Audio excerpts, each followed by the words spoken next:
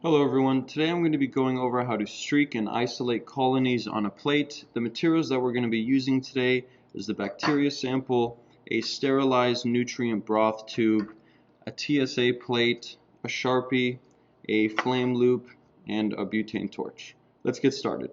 So the first thing that we're going to be doing today is we're going to grab our TSA plate and we're going to separate it into 4 distinct sections. And the reason why we're doing this is because once we are ready with our bacteria sample, we're going to first start by putting the bacteria sample in the first section. We're then going to sterilize our flame loop and drag this bacteria that's already plated to the second section. We're then going to sterilize again, drag it to the third section, and so on until we reach the fourth section.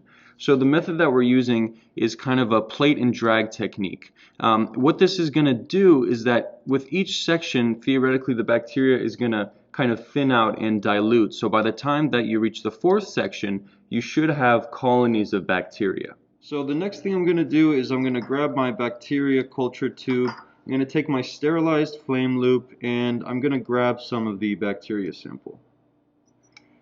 And after I've grabbed an ample amount of the bacteria sample, I'm going to make sure to cap the tube so that no contamination gets in.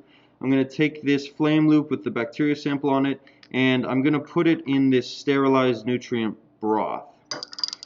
I'm going to shake the tube and shape the loop to make sure that the bacteria sample is coming off and getting into the broth. I am then going to close the broth tube, place my loop down, and after this is closed, I'm just going to invert it a few times, making sure that the bacteria is distributed in the broth. And the reason why we're doing it in the broth is that the next step is we're going to re-sterilize our loop, take it from the broth, and then place it in this first section here.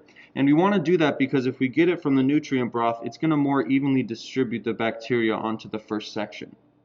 Next, we're going to be taking the nutrient broth with the bacteria. I'm going to re-sterilize my flame loop and I'm going to grab some of the bacteria sample in the nutrient broth. We want to make sure that there is surface tension on the flame loop to ensure that there's bacteria on the loop itself. And now I'm going to plate it on the first section here. Just dragging from the outside in. And now that the bacteria is on the first section, we're ready to use the drag method for the next sections. Now that the bacteria is on the first section, we are done with the nutrient broth tube and we are done with the bacteria tube itself. We're purely using the bacteria that's already on the first plate here. So I'm going to sterilize my loop again. Once it's sterilized and cools down, I am going to take my plate, I'm going to open it, and I'm going to drag the bacteria that's in the first section to the second section here. So I'm going to start from the top, drag, and then drag it into the second section. And this is going to dilute the bacteria in the first section to the second section. And then we're going to do it with the third and the fourth section as well. Same thing for the third section. Again, I have my loop that is sterilized. I waited for it to cool down. I'm going to take my plate here. I'm going to go to the second section and I'm going to use the drag method starting from the top of the second section, and I'm going to drag it into the third section, further diluting it a little bit more. And then lastly, we're going to do the fourth section.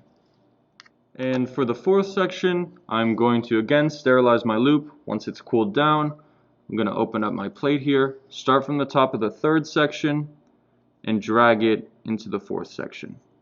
And the reason why we do this is because with each section that we drag from the first to the second and third and fourth, it's going to dilute the bacteria.